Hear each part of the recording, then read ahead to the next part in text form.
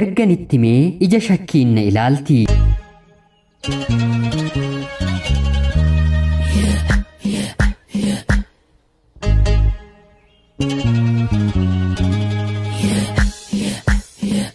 Yeroodhaaf maqaa kiyya himachuu kan hin barbaanne yeroo ta'u kanin dhaladhee guddadhee dachee magariituu lafa uumamaan badhaatuu lixa Oromiyaa keessatti ijoollummaa koo kaasee maatii koo biratti nama jaalalaa fi mararsiifannaa guddaa qabu waanan tureef hanga humni isaanii eeyyametti na kunuunsaa barnoota koo akkan baradhuuf haal duree maranaaf guutaa gara mana barnootaatti yeroon yookiin immoo ganamaan na galchanii hangan kutaa sagalaffaa ga'utti haasaan jaalalaa yoo gurra na bu'e malee isa labooba abiddaa onnee koo keessatti qabsiisu argee hin beeku. Ani gulantaa kanatti jaalala sarkaa haasaa afaanirra darbee hiika qabu hin beeku. Abaluu fi abaluun wal jaallatan kan jedhuun dhagaha malee maalummaa isaa hin hubanne. Keessumaa naannoon ani dhaladheetti guddadheetti dhiirri tokkoo fi shamarri tokko yoo wal jaallatan karameellaa meentaa jedhamuun wal dhungatu. Kunis jaalala coolige lalisiisee onnee gogde akka jiisu namoonni baay'een kanaaf ragaa. Osoo hin gubatiin qobaa hin gubatiin jedhama mitiire. Anis maalummaa jaalalaa osoo hin beekiin dhiibbaa hiriyoota koo qofaan yeroon kutaa 10 baradhu jaalalanee galee. Garuu wanti isin ajaa'ibu hiriyoonni koo umriin waan na caalaniif wanta isaan dursanii na gorsan nan raawwadha malee ofii koo waa beekeen wantan godhuun qabu. Osoon hin jaallatiin shamarran danuu akkan jaalala fakkeessee jaalladhu na taasisanii. Shamarra isaan itti na ergan hunda sin jaalladha jedheen gaafadha. Akka carraa ta'e anaaf kan hin gaafadhe marti osoo oolanii hin buliin gaaffii jaalalaa koof tole jechuun naaf deebisu. Dandeettii dubbiin qabuu fi gorsa hiriyoota koon oofameen shaakaloota garaagaraas nan eegalee. Wayita kana sanyiin kormaa koollee seeraan hin qophoofne. Si'a tokkotti shamarran danuun jaalladha. Amalli kunis oolee bulee suusii natti ta'aa dhufe. Boodas keessaas dhiisuun natti ulfaachuu eegalee. Osuman amala kanaan jiraachaa jiruu yeroo tokko shamarree tokko waliin bara. Shamarreen kunis amala koo burjaajessaa sobee jaallataa kan ta'e kana waan nan beekneef baay'ee onnee isheerraatii na jaallatti. Haa ta'uutii garuu nama waliin waadaa jaalalaa waan galteef na waliin dabarsuun baay'ee isheetti ulfaata. Guyyaa tokko mana kireeffattee teessu keessatti na waamtee akkas jechuun natti himti. Ani hiriyaa kakuu kan gaa'ilaan gareefiiruun qaba. Otoon si jaalladhee baay'ee natti tola ture. Garuu kana gochuu waan hin dandeenyeef baay'ee waantan si jaalladhuuf intala obboleessa koof si jaalladheeraa jettee erga natti dubbattee booda mucayyoo sana waliin illee walitti nu fiddee na agarsiistee wal nu barsiistee. Intala isheen fidde kana gaafuman argu maqaa ishee Firii jedhee moggaafadheen maqaa dhaloota ishee natti himte waamuu dhiiseen kanaan moggaafadhe. Firiin anaaf shamara duraa ta'uu baattus kanan onnee koorraa yeroo duraaf jaalladhe taatee argamte. Imaanaa natti kennamte waan taateef akka shamarra biroo sobuu fi goyyomsuus hin feene. Onnee koo qulqulluurraan ishee jaalladhe.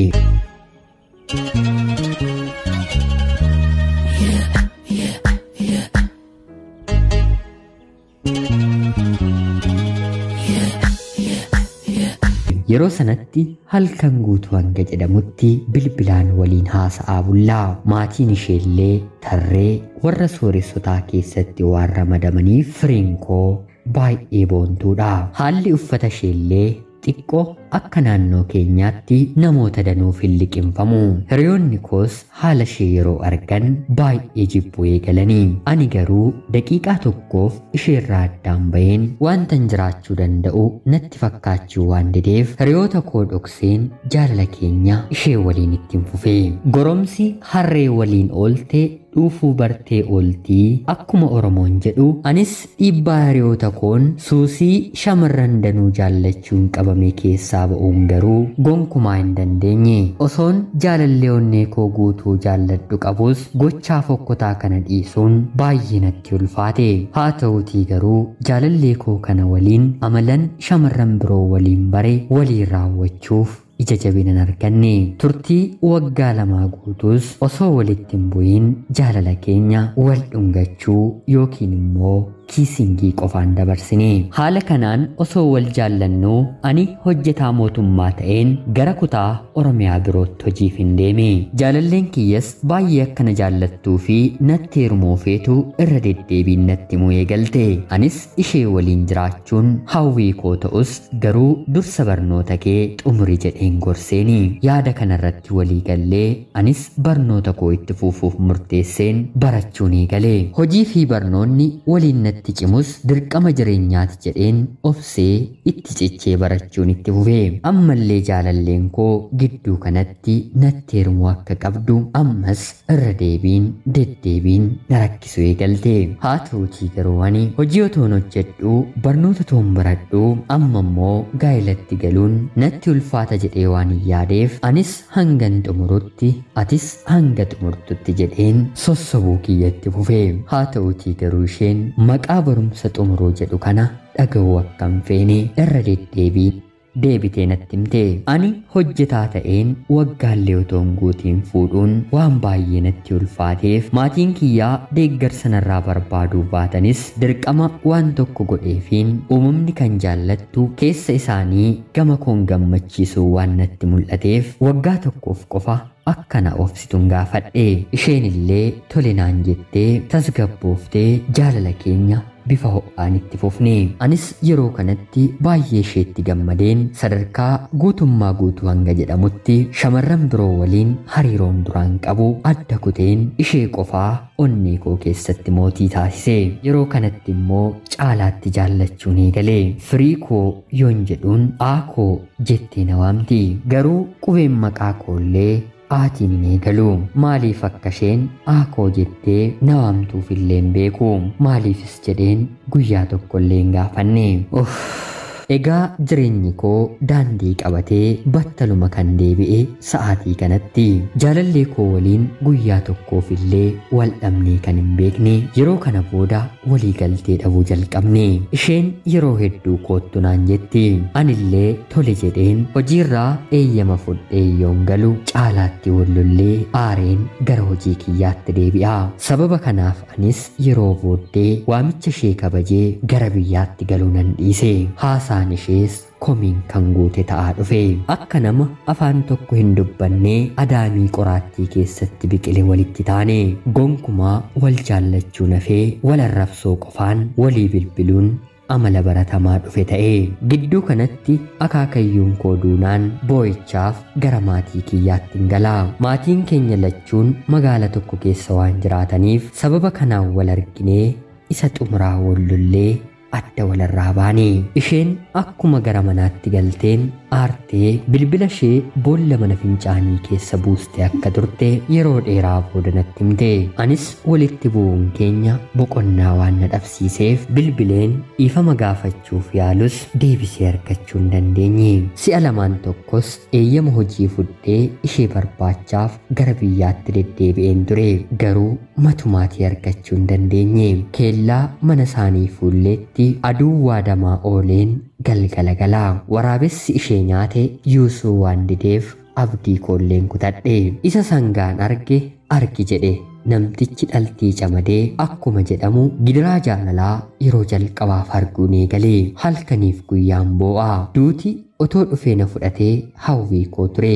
Garuu maal godhaa? Duuti yoo ofii jedhe malee ofii yoo barbaadan dhufee nama hin fudhatu.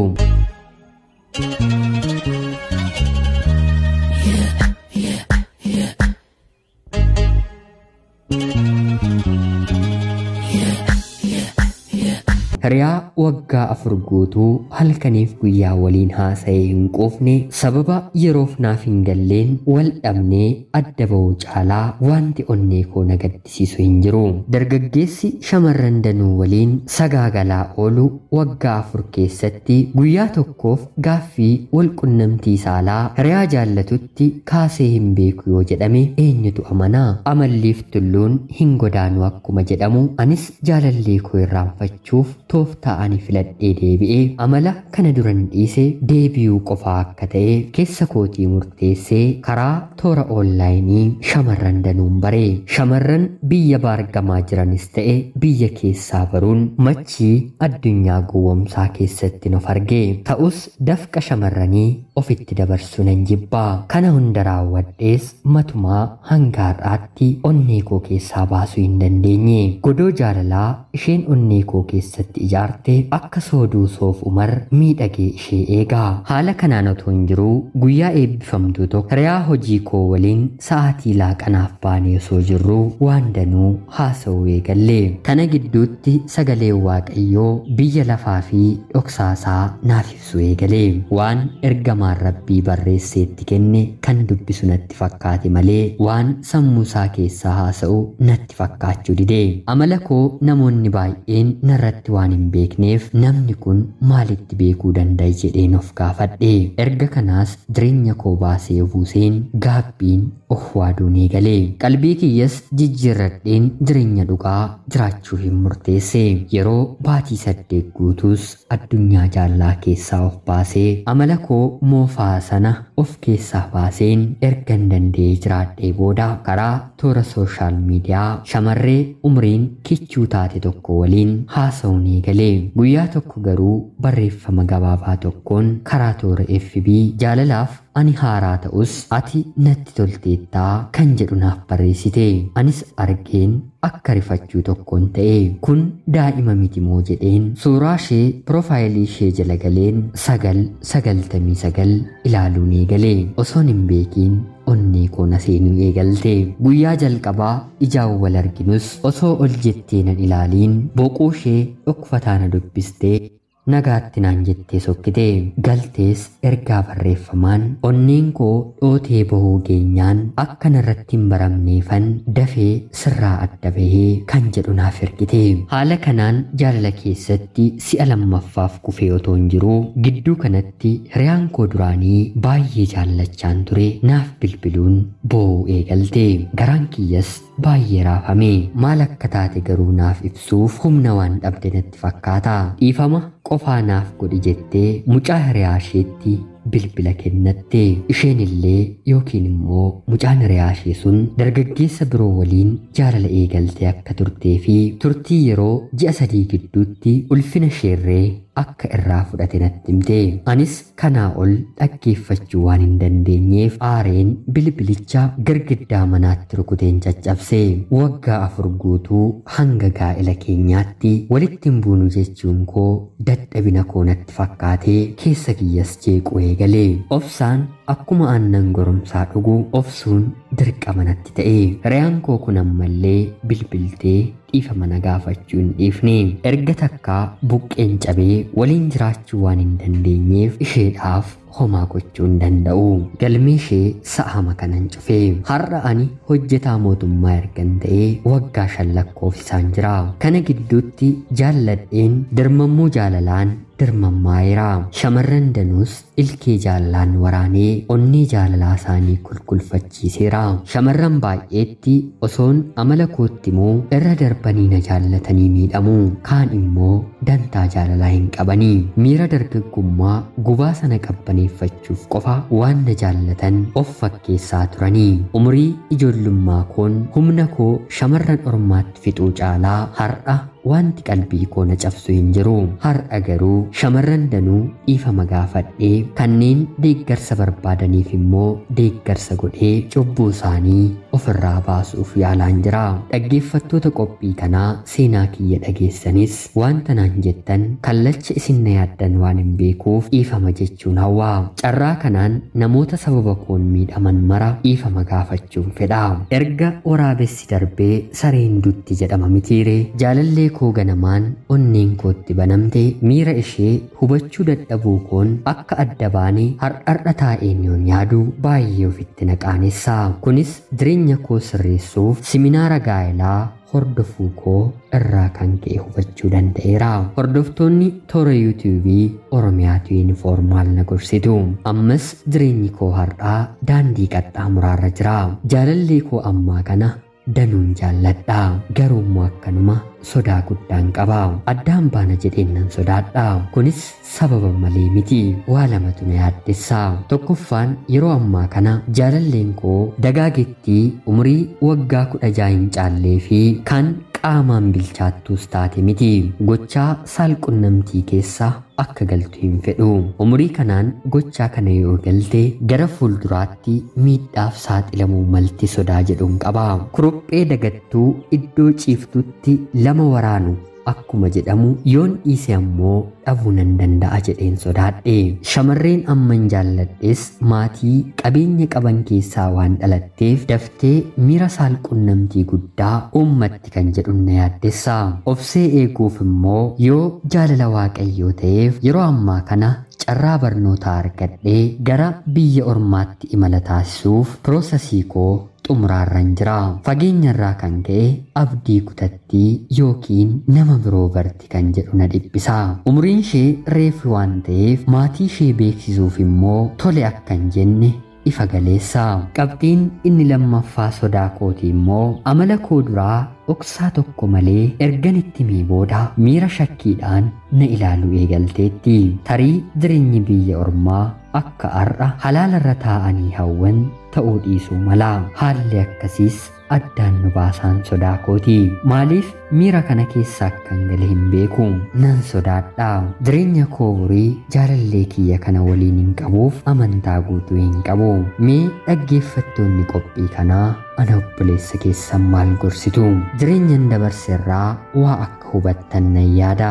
jaalalli gowwomsaa gammachuun qabu dhumni isaa gaabbiidha gowwomsitanii kolfaa ooluurra jaallattanii miidhamtanii bo'aa ooluutu caala jireenya koorraa kanan baradhe galatoomaa horaa deebana yaada keessanillee komentii jalanaaf kaa'a ana obboleessa keessan jireenya jaallaan hubee hubamirraa ulfaadhaa nagaatti galatoomaa